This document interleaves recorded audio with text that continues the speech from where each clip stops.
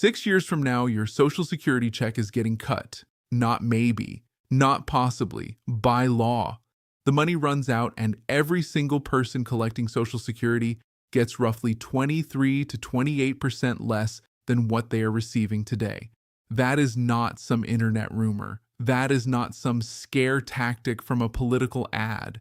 That number comes directly from the Social Security Administration's own chief actuary, who sat in front of the United States Senate Budget Committee on March 25, 2026, and said it out loud on the record. She said the combined Social Security Trust Fund reserves are projected to become depleted in 2034.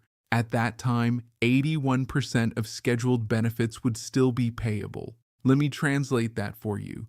81% payable means 19% gone. And if you isolate just the Retirement and Survivors Fund, which is the one that pays your monthly check, that fund runs out even sooner in 2033, and only 77% of benefits would be payable. That means a 23% cut. The Congressional Budget Office, which is a completely separate nonpartisan agency, says it could be even worse. They project a 28% cut.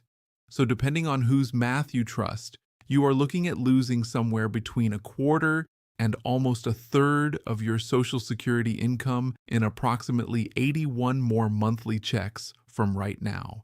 If you are getting $1,400 a month right now, which is roughly what millions of Americans receive, that means you could lose somewhere between $300 and $400 every single month for the rest of your life.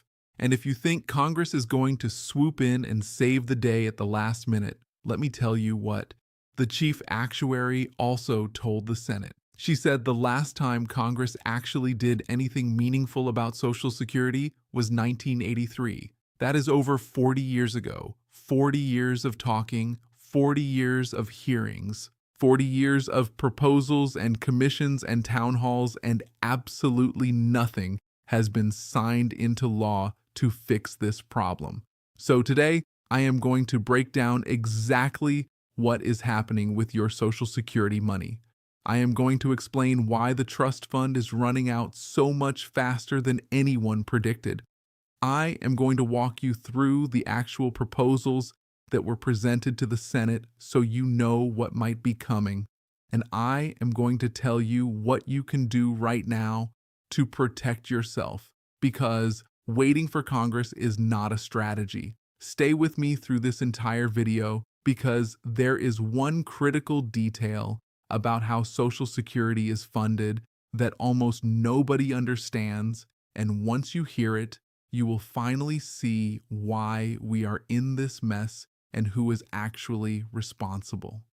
Let me start with the basics, because most people have been told a version of this story that is either incomplete or flat out wrong.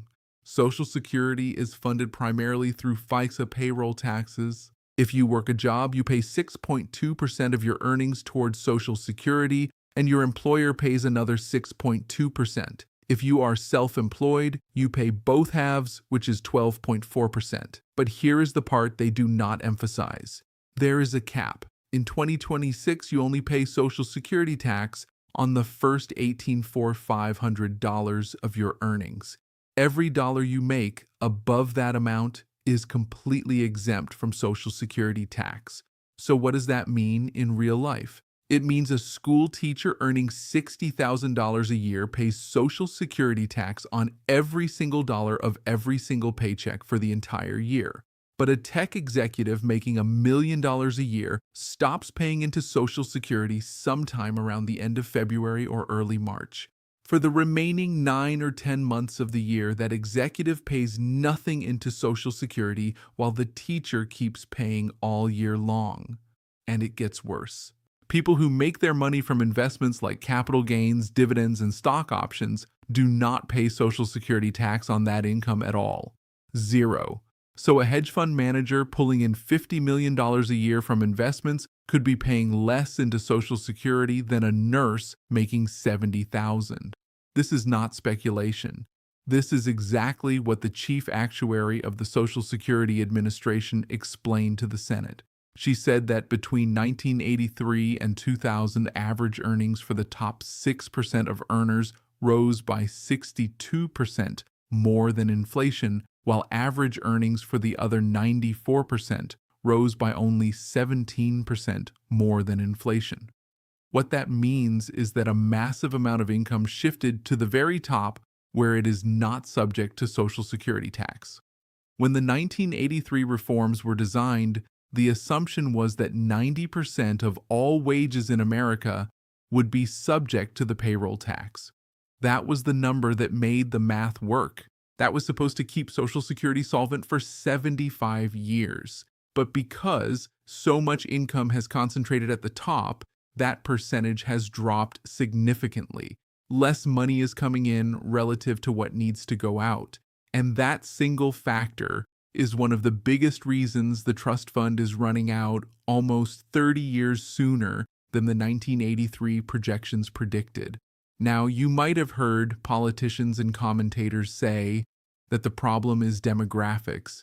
They say, we do not have enough young workers paying in to support the number of retirees taking out. And demographics do play a role.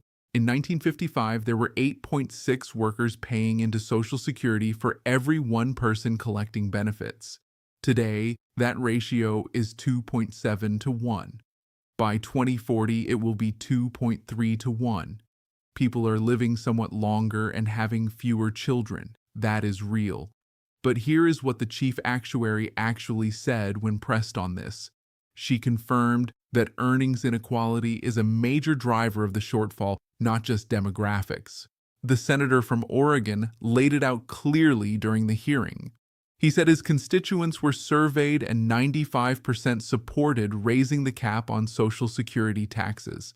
He pointed out that the 1983 reforms were designed around the assumption that 90% of earnings would be taxed, and that assumption has broken down because of income concentration at the top. He said that raising the cap and making investment income subject to Social Security tax could by themselves solve the entire problem if there were political will to act. Those are not fringe ideas. Those are mainstream policy proposals that have been analyzed by the Social Security actuaries and the Congressional Budget Office. Senator Whitehouse presented his Medicare and Social Security Fair Share Act, which would require Social Security contributions on wages above $400,000 and would also require those making more than $400,000 in investment income to contribute. According to the Social Security actuary, that single bill would make Social Security solvent for the entire 75-year actuarial window. That is as far out as the actuaries even calculate.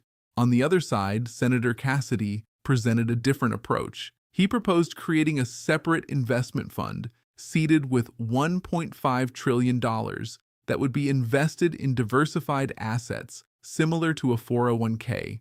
He pointed to the Federal Railroad Retirement System as a precedent.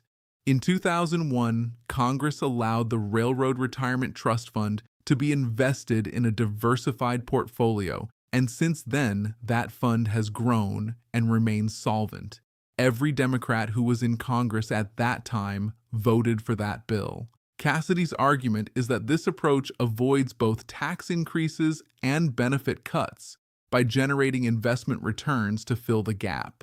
Now, there are serious questions about where that initial $1.5 trillion would come from and whether handing Social Security money to investment managers creates risks that the current system does not have. We all remember 2008 when the stock market crashed and millions of people saw their 401k retirement savings wiped out. The chief actuary and the Congressional Budget Office representative both testified that if nothing is done, the trust fund will be exhausted between 2032 and 2034, depending on whose projections you use. At that point, by law, benefits would have to be cut to match incoming revenue. No vote required, no new legislation needed, it just happens automatically. Every single beneficiary gets reduced by roughly the same percentage across the board. Now, here is what I need you to understand about the practical reality of this situation. Right now, in 2026, Social Security is already paying out more than it takes in. This year, the program will pay approximately $1.6 trillion in benefits to over 70 million people, while collecting only about $1.3 trillion in payroll taxes. That is a $300 billion shortfall in a single year. Where does that $300 billion come from?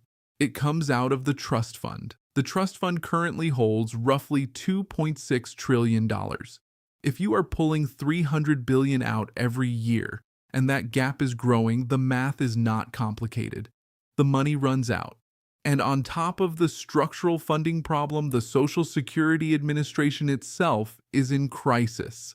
Thousands of employees were let go in 2025.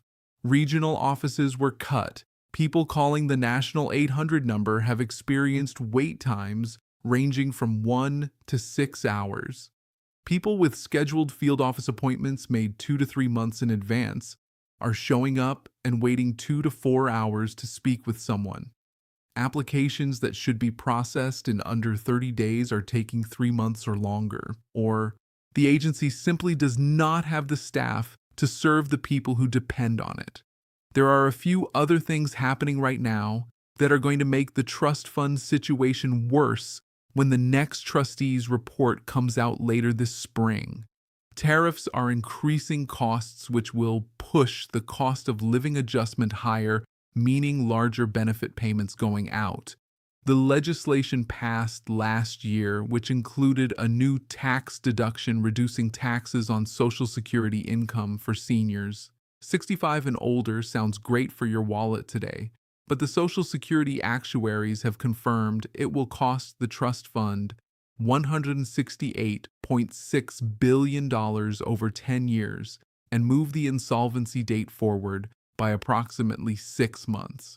And mass deportation policies are removing workers who have been paying into Social Security for years or even decades through payroll taxes using either an IRS tax identification number or, in some cases, a Social Security number. Those workers were contributing billions of dollars annually into the system and were never going to collect benefits. That money was pure net positive for the trust fund, and it is disappearing. So what can you actually do right now while Congress continues to talk and do nothing? First, go to SSA.gov and create your personal My Social Security account if you do not already have one. Log in and check your earnings record year by year.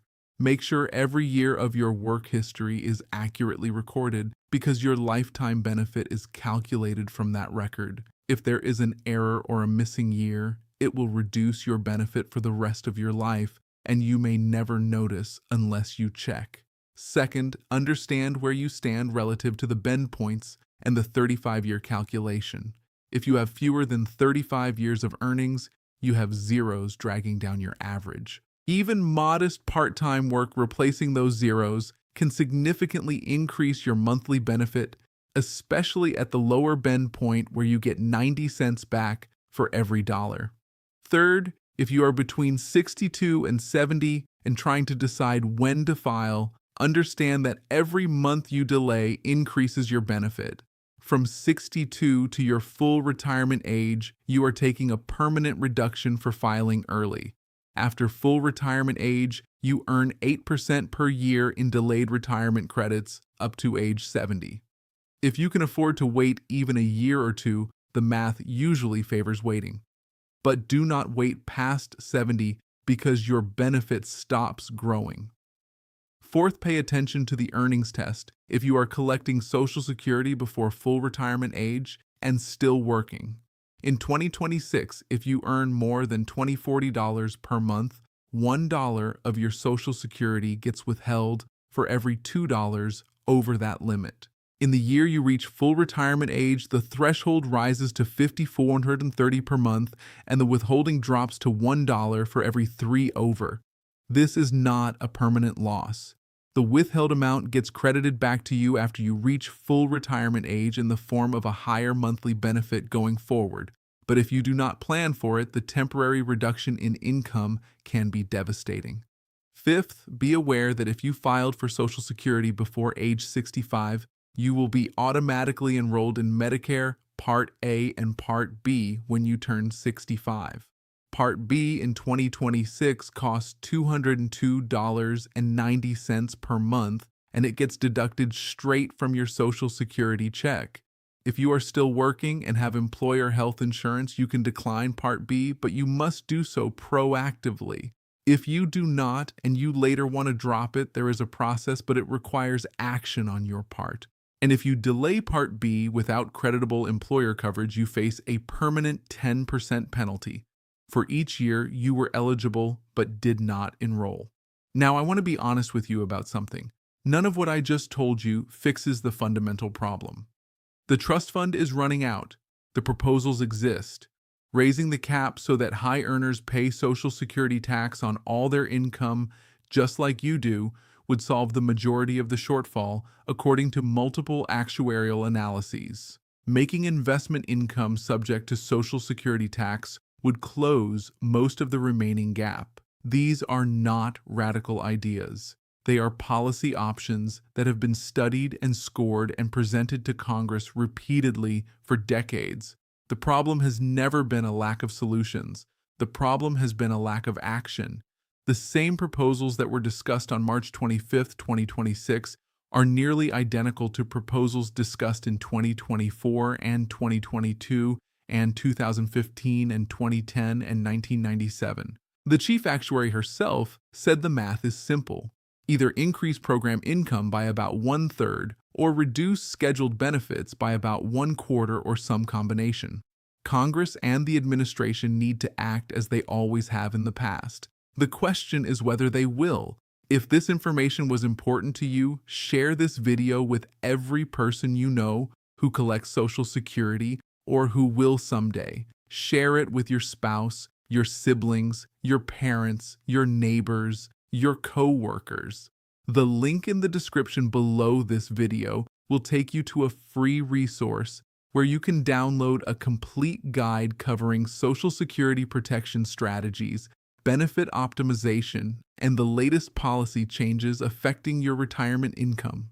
You will also receive real-time alerts whenever new rules take effect or critical deadlines approach, so you are never blindsided by changes you did not see coming. The link is right below this video. It costs nothing, and it takes seconds. Now drop a comment and tell me what you think Congress should do. Should they raise the cap? Should they means test benefits? Should they invest the trust fund? Or do you think they will just keep talking and do nothing for another 40 years? Your voice matters, and your comments shape what gets covered next. Take care of yourselves, and I will see you in the next one.